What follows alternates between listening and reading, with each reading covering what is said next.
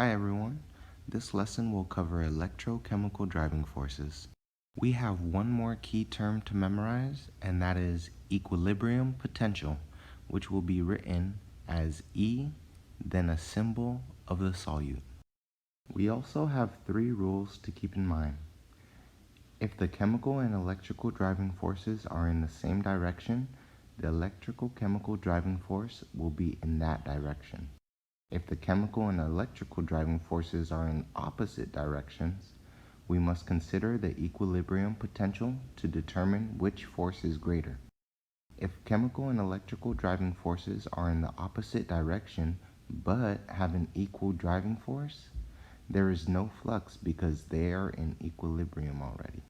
Now that we know our key terms and our rules, let's get to some examples.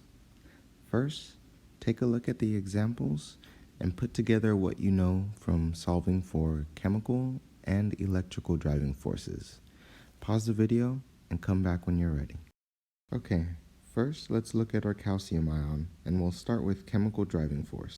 We can see that calcium is in much higher concentration outside the cell, so this means our chemical driving force will be inward. As for the electrical driving force, the voltage of the membrane has a net charge of -70 millivolts, and calcium has a positive charge, which means our electrical driving force will be inward as well. Since both the chemical and electrical driving forces are inward, this means our electrical chemical driving force will also be inward. Alright, now let's take a look at our chlorine ion. As we can see, it is in much higher concentration outside the cell, so our chemical driving force is going to be inward. As for electrical driving force, chlorine is negative, whereas in this example, the voltage of the membrane is positive, which means this is going to have an inward electrical driving force. Since both our chemical and electrical driving forces are both inward, this means our electrical chemical driving force will also be inward. Alright, let's look at some examples where the electrical and chemical driving forces have different outcomes. This time, let's pull some examples from our book. Pause the video to work on the problems and come back when you're ready. Alright, first, let's look at our magnesium ion. Before I start, I like to put everything inside and out of the circle just so I can get a clear view.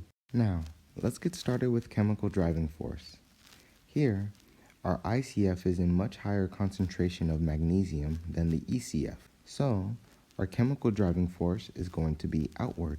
As for electrical driving force, the voltage of our membrane has a net charge of -114 millivolts, whereas magnesium has a positive charge. This means our electrical driving force will be inward. Now let's figure out our electrochemical driving force. Our chemical driving force is the absolute value of -300 millivolts. Our electrical driving force is the absolute value of -140 millivolts. Since 300 is our biggest number, our electrochemical driving force will follow our chemical driving force outward. Now, let's look at our calcium ion. Calcium is in much higher concentration outside of the cell, so this time our chemical driving force will be inward.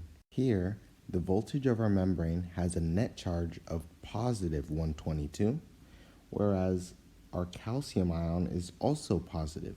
This means they will repel and our electrical driving force will be outward. Since both of our driving forces are in opposite directions, we must take the absolute values and see which is greater. In this case, it's the electrical. So our electrochemical driving force will be outward. Alright, let's do one last example. Pause the video and solve.